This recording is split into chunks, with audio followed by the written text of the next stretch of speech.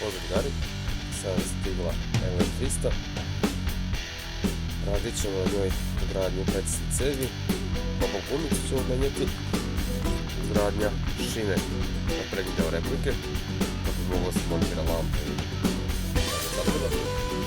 i pokušamo da svedemo snagu replike na 400 fps-a. Tako počnemo.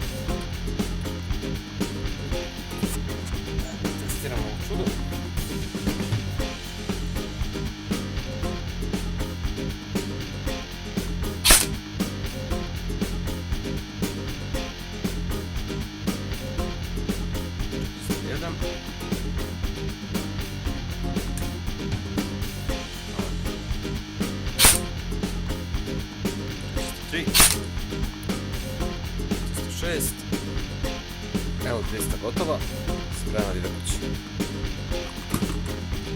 Nadam se da će mušterija biti zadovoljna. Znači videu, ugrađujemo Leviatan.